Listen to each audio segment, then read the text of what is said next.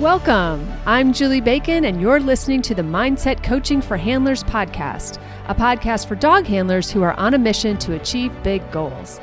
Here I share lessons, insights, personal stories, and tools you can apply during your next show, trial, or test to help you strengthen your mental game and hopefully cue more consistently. Be sure to check out the show notes where you'll find details about the episodes, plus important links, including the link to the Dogged Planner and Workbook created just for handlers on a mission. So if you're ready to improve your competitive mindset, get out of your own way, and connect with your dog like never before, then it's time to get comfy, bring an open mind, and work your mindset. Hey there, and welcome back. All right, this week we're talking about a mental skill, a mindset skill that I think might be arguably maybe the most important one, and that is resilience. And everybody could argue, what's the most important mindset skill, but I really think it's resilience because, a lot happens, a lot happens in our dog lives, in our live lives, in sport in general, and we have to be able to get through it and get to the other side of it. And that's always going to mean something different depending on what it is that we need to get over or get through or get past or overcome, because all of those things and many more are going to happen in the course of our dog handling careers, right? It's everything from, missing the finals to, losing a dog to injury to, having to switch sports because your dog can't do the sport that you really love anymore because of whatever reason. I mean, there's so many things to get over, to get through, to get past, to work on. And most of those are not the big things, right? Most of the things that take us out, interestingly to me, are not the big life events that you would imagine, right? I mean, yes, losing a dog, just did it. Horrible. Don't recommend, 0 out of 10, do not recommend. But the things that really eat at confidence, the really things that eat at our mindset and our ability to walk into the ring to perform are not that. Right? What it is that the frustrations, the mental errors, the mistake that we made 3 times, the fact that our dog isn't getting better at something, and so we're constantly nagging at ourselves, right? We're constantly, battling ourselves with our own self-talk. And those are the things that really erode our self-confidence. And then when we walk into the ring with doubt, we walk into the ring with fear and uncertainty, and we just don't know how it's going to go. And that is the stuff that really starts to erode our self-confidence, the way we see ourselves, the way we walk into a ring, either knowing it's going to go great or knowing it's going to go terribly, because both are true, right? We do what we believe, right? We are what we believe. Our experiences are what we believe they will be. And so it's really important that we get our mindset right. Obviously, I would feel this way. But it's really important to build the skill of being resilient. And I do believe it's learnable. I do believe that we can learn to be more resilient. I do believe that maybe some people, it might seem on the outside are naturally more good at it. Wow, English. I'm not more good at English. They're naturally better at it than others, but I really think that they just prioritized it in their lives, or they had to prioritize it in their lives. Something happened when they were kids or whatever, or they were on the swim team as a kid or whatever it was that really taught them how to bounce back, to bounce through something, to get to the other side of something and not let it affect them in their next performance. And I think that is learnable, but I also think it's hard, right? It's one of those things that's like sounds easy, but is really difficult to execute. And so I want to talk about that. And I also want to talk about the place that grit, this idea of grit, has in this conversation. grit is something I think of, first of all, it's such a great word, right? Grit, and it almost makes you like, grit. And so I think because of that, really, people think of grit as being tough and just only being tough, that you can't, that there's no room to be soft. Grit is a Navy SEAL, grit is, really pushing through something and being hard and all of these things that come along with it. And quite frankly, I think a lot of it really has to do with the sound of the word, that it's grit, or maybe it's just me, that you grit your teeth or you grit and bear it and all of these things. And so, but I would say that when it comes to grit and resilience and what it is, what it means to really stick with something and see something through to the other side and be willing to work and be willing to suffer a little bit, right? Because success isn't in a straight line. There's ups and downs and suffering, and some, classes or lessons you'll go to and you'll be like the freaking rock star. And the next one you're like, I don't know, is this my first dog, my first day, right? And it just feels like that. And so you have to be able to see it through. But I personally don't believe that means you have to be tough. I don't believe that being mentally strong means necessarily being tough.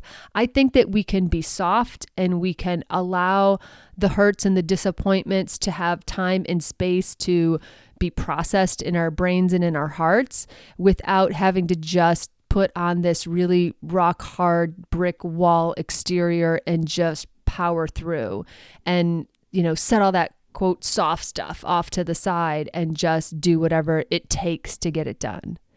And so I want to make sure that there's space in this conversation for that aspect of it, because to me, developing a resilience that lasts is making sure that you have space to honor both the stuff that sucks, right? And be able to really process that, but also know how to pick yourself up and move forward back towards your goals, right? I want to be able to honor the dog that I just lost, right? In all the ways that she shaped me and changed my life and changed my career as a dog handler, right? I mean, it's like, can't even calculate that right now. And I want to be soft enough to, break into tears randomly at a stoplight like I did yesterday for no good reason, actually very good reason, but also be able to pick myself up and say, hey, I've got other dogs, I need to keep moving forward. And how do I go about that? So we want to make room for disappointment and to be disappointed. I always say one of the biggest things in bouncing back or being resilient is to know what it is that you need and to really process what it is that happened. And if we're in trying to do that back-to-back classes, not so much time for processing. We got to be able to promise ourselves that we'll process it later or really go through it later, but now we really need to focus forward. But the other part of that is that you want to be able to learn from the experiences and be able to add those experiences to your toolkit, right? All of the wonderful things we get out of that, they need to be additive. So we want to be able to process it. We want to be able to ask ourselves, what do we need to move forward? And then we want to be able to make a new plan.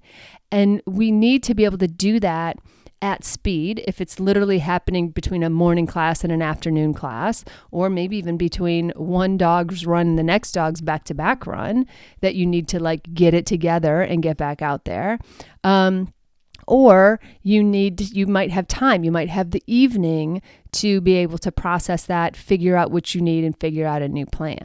Right? So it depends. This is applicable to everything in our dog sports. All right. So hang on one second. I literally have to check on why a puppy is quiet. Okay. I have a quick question for you. Have you ever thought about coaching? Because one-on-one coaching lets us dive into your specific challenges and create tailored solutions. Because at the end of the day, no one has your exact challenges, and we all know that everyone has different goals. So through coaching, you'll get that breakthrough faster, basically. And I know it's true because I see it in my clients week after week. So if you're ready to take your mental game to the next level, let's chat. Okay, back to the show. Okay, Himalayan Chew rediscovered. She's good now for at least 5 seconds. Anyway, So when we work through our resilience and we try to build the skill of being resilient, again, we don't want to do it with just sheer determination and shut our emotions off and just be, hard and tough and all of those words. We want to be able to understand and honor the parts of it that need to be processed, and we want to be able to work through it constructively. If you, bottle it up, whatever your word is, put it on a shelf, put it in a, put it in a lockbox or whatever, and never deal with it, chances are you're going to be met with that same challenge over and over again until you get better at it. So it's not a great strategy. However, it could be good in a pinch if you're running dogs back to back or something and you need to just focus. All right. And in that case, what I would say to you is that the present is your friend. Right? Making sure that your mind gets back to the present and what is happening right now and what it is that you can do something about right now and what it is that you need to do with the dog that you have in front of you or at the end of the leash or whatever right now is your friend. Because whatever it is that is hurting you, again, no matter how big it is if it's a big hurt or you just screwed up, your last run, or anything in between there, you need to be able to remember that that's in the past. I can process the lessons out of that. I'll have time to do that. I want to do that. I want to learn from this. But right now I have to run my next dog, and my next dog is in the present moment. So I feel like the people who are really fast at being resilient, meaning they don't need a lot of time to process what happened. They don't need to, go off and finish a pint of Ben & Jerry's before they can come back to the ring. They're good to go seemingly in an instant, right? Because you don't know what's really going on in their heads or how much work that they've done. So let's not make judgments from the outside. But I feel like the people who are really good at that or seem really fast at it are the people who understand how to get back in the present moment. And I think that is key to everything in sports, quite frankly. It's the key of how to get, quote, in the zone, right? The zone, that coveted zone being present, it is found in the present moment, rather. All right. That's the only place where that lives. That idea where you can, or that concept, it's not an idea, it's a real thing, that thing where you can shut out the rest of the world and, time kind of goes away. You don't know anything else what's happening outside in the outside world other than your run, and you're truly in the zone. That happens only in the present moment. So when we hang on to, or when we keep replaying these mistakes that we made, whether we made them this morning or whether we made them a month ago or last year at the same event, those things that we're replaying, we're bringing them with us into the present moment. They don't exist in the present until we bring them there. And we're just like mucking up the situation, right? We're just bringing that stuff forward where it's not helpful. Like if you can bring the lesson forward, right? If it was a year ago at this same trial and you were like, you know what, last year when I was here, I made this particular mistake and I'm not going to make that mistake again because I have a plan that includes me doing it the way I want to do it, or I visualized doing it the correct way. That is brilliant. That's the way to take something that happened and turn it into a lesson and then execute in the present moment based on that experience and now wisdom. But to just keep dragging the past out and being like, oh, this one time, like that is not helpful. So again, I think the people who are really, quote, fast at being able, or they appear to be super resilient even in the moment, are the people that truly understand that the only thing you can do anything about right now is the present moment. You can run the dog that you have now. You can run, the run that is next, the course, the whatever, the pattern, whatever awaits you, that's all you can do. And so being able to do that, I think, is something that we really need to all practice. And the good news is in the rest of our lives, right, in our lives, there's a lot that happens and goes wrong all day, right? So great, good news. You have a lot of opportunities to practice, okay? And so I want you to kind of do that, right? As you go through a day, really think about how you can get back into the present moment. Or when you're feeling your mind wandering, are you wandering like toward the negative or toward the past or toward mistakes? Or are you wandering toward visualization and imagination, where you're imagining and visualizing things going right, that you're imagining taking those lessons and turning them into, executable gold, right? That you are going to be a better handler as a result of this happening to you. And again, not saying you don't make time to process, especially the really tough moments, but sometimes processing might just mean grabbing the lesson and taking it forward. Other times processing might be, having a good cry at the bottom of a Ben & Jerry's, right? All right. It's whatever you need. The difference is know that when you walk into the ring, you can only be in the present moment. And so our ability to practice getting into the present and practice either not necessarily letting go, I think that almost minimizes some things, but being able to set it aside, or being able to, promise yourself that you'll process it later, because right now you've got something to go do. You have a dog that needs you. You have a run to go really think about. You've got to go walk a course. You've got to, we've had those days, right? You have a terrible run. You put your dog in the crate nicely, and you give them the appropriate amount of jackpot, depending on all of the emotions. But then you've got to be like, sorry, Fido, gotta go. I gotta go walk the next course. And so in those moments, we don't really have time, to really think it through. And maybe even understanding what happened in that run isn't really necessary in order for you to run the next run.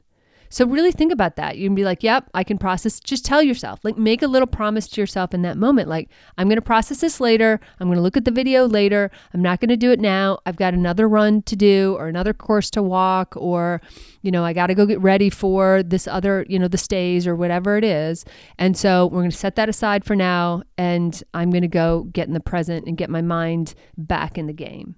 All right. And I really think that where that starts is practicing being in the present moment, practicing focusing only on what is happening right now. Of course, meditation is a really great way to do that. I should stop saying sorry, because I'm not sorry. Meditation is a really great way to do that. And I know a lot of people resist meditating. And just my 2 cents on that is that I feel like people who don't like to meditate haven't found a meditation practice that works for them, because meditating can be just going for a walk with your dogs even, which we do. And where it's like you go for a walk with your dogs and you're only focusing on the sounds, you're only focusing on bird sounds or something like that. What we're doing in those moments, which seemingly is very simple, is we're teaching our mind to stay here. Stay with me, stay in the present moment, stay here now, instead of when we let our minds just kind of wander to and fro. And next thing you know, you're somehow thinking of your high school nemesis and starting to Google her name. You know what I mean? Whoa, how did I get here? You know what I mean? That's when we let our minds go, we end up in crazy places. Same goes for our mental mindset and our mental game at a trial. When we let ourselves go and we let ourselves entertain the past or catastrophic thinking or all of the ways it can go wrong, well, then we end up there, right? So when we meditate, and even if we do a walking meditation in the woods, in your suburban neighborhood with your dogs, or even if you can sit quietly somewhere or lay quietly somewhere for 5 minutes, doesn't take long. And if you can work up to meditating longer, what that does is it trains your mind to be able to stay in the present. Because all meditation is really saying, nope, I said I was going to focus on birds, so I'm not going to think about my groceries. Or, I'm just going to listen to sounds today. Or, just saying nope, I'm just going to focus on my breathing right now. And I'm just focusing on your breathing. The thing is that as busy as the world gets, and with how we're inundated with all of the messages and this quote multitasking and, which is really just bouncing from topic to topic, we have lost the ability to stay here now. And that's what meditation does. So Sorry, not sorry. But I think that is one way to practice being in the present moment, which will then help you become more resilient because it helps you get back to the present moment, which again is the only time and place you can do anything about. All right. The other ways to get good at resilience is to, again, when you promise yourself that you're going to come back to something and process it, do, right? Give yourself that courtesy, right? That grace to process whatever it is that needs to be processed. And if you need to watch the video to figure out the mistake that you made, great. But then, either throw away the video or edit it down so that you're not just watching the mistake over and over. You're actually watching all the good things that happened as well, right? You want to, again, get the lesson, leave the rest. So doing what you need to do to process it emotionally or mentally or from a skills perspective, or maybe you watch the video again and you write down like, hey, this sequence or this part, these exercises are hard for me. When I go back to my instructor this week, I'm going to take these 3 things and say like, hey, I need to work on these 3 things. That's a gold star, right? That's what we want to do.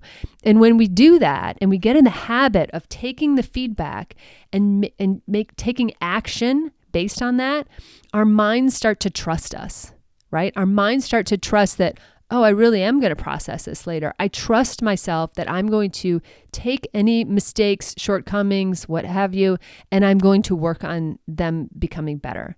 And that's how we keep promises to ourselves. And that's really important because when we don't trust ourselves, we don't trust that we will come back to it, or we don't trust that we will put a plan together to improve on this, or we don't trust that we are getting better or what have you. That is kind of like this unspoken erosion that happens in our brains. And we really then start to build doubt around that. So then we obsess about it because part of our brain's going like, you're not coming back to this. You're not going to process this. You're not going to train for this. You're not going to do anything about this. So we better think about this now, right? Whereas my brain trusts me that like, I'm going to write it down and I'm going to come back to it. Even if I make a note, my brain lets it go. Have you ever done that? Where like, as soon as you write it down, your brain's like, oh, thank you. Because I was sure you were going to forget, And as soon as we write it down, make a note, make a commitment that we're going to come back to it or that we won't forget, then our brain sort of goes, oh yeah. Okay, I trust you. So we need to build that trust in ourselves, of ourselves, in order to be able to move forward and be able to get back into the present. Otherwise, your brain just goes, you're going to forget, don't forget. I said, don't forget. Oh my God, this thing just happened. Are you going to do it again? Are you going to do it? And it just rattles on. Or maybe that's just my brain talking. And that's how annoying my brain is. But I think we're all a little like that, right? We get stuck. We get like this, that's why like a broken record. That's why baggage. That's why all of these analogies are very common analogies because that's what it feels like. It feels like a broken record over and over again in our mind. Or it feels like our baggage is just getting just chock full of mistakes. And that's what we're dragging into the ring as soon as we walk to the start line. Like who wants to drag all that with you? So when we talk about being resilient, I'm giving you strategies and ideas to start working on that and start prioritizing being a resilient handler because success is not a straight line, right? It is bumpy and curvy and 7 steps back when you take 2 steps forward. I mean, it is a mess sometimes, or at least it feels that way. And so in order to ride that out, you have to learn to be able to get back in the present moment, understand and trust yourself that that's the only thing you could do anything about in this moment, and that you are improving, you have a growth mindset, you trust yourself, you're building this back, and you're going to get to the other side of this better, stronger, faster, right? And so we want to really build that resiliency in ourselves so that we can get ourselves out of bed and do it again. And the last thing about the kind of getting ourselves out of bed part is that if it's a really big thing and you are really struggling with like, I don't know why, is it even worth doing? Should I give up the sport? Why even bother? You do need to go back into your why. Like, why do you do dog sports to begin with? What is the importance of this? Like, why do you love to do it? Why is it worth it? Because at the end of the day, there are so many, we think about like all of the effort we do for a weekend that might be like a couple minutes of running, right? We're only really in the ring, like 10 minutes, depending on what we're doing and how many runs and all that kind of stuff. So, we're not in the ring long, and yet there's a lot of effort and a lot of practice and a lot of stuff that goes on in order to get us there. And you're doing that for a reason. Right? You're going through all of that for a reason, and because it means something to you and you're passionate about it. So make sure that your why is part of this conversation to get you motivated again, to get you to work through it again, to get you to find a solution if something has been ongoing or is frustrating you, or to get you to go back to class and bring this little nugget, of feedback with you so that your instructor or someone else can help you through it. All right. So, but remember, everything happens in the present moment. So we want to get really good at getting back to the present faster and faster and faster. And then you will be one of those enviable handlers who, seemingly the wheels can come off in one class and they walk right back into the ring with another dog and they lay it down beautifully. Right. So that's what we strive for. It is possible with a growth mindset. It is possible. This is a learnable skill. So as you're, heading out this week, I want you to think about that in ways that you can be resilient. There are already areas of your life where you are resilient, so make sure that you're borrowing from that. And as always, no matter what you're up to this week with your dogs, I hope you have a fantastic time. Thanks so much for listening to the Mindset Coaching for Handlers podcast with me, Julie Bacon. I am so grateful for your precious time. Check out my Dogged Planner workbook and journal available on Amazon. Just search for Dogged Planner. I also offer monthly membership that's perfect for ongoing support of your awesome goals. Check out theqcoach.com for details, or just stop by and check out all the ways you can work on your mindset. And be sure to follow me on Facebook and Instagram at theqcoach and let me know how it's going. Finally, please share, subscribe, and leave a review. This helps us podcasters tremendously. Plus, I know I get my best podcast recommendations from friends. Thanks, and have a great week with your dogs.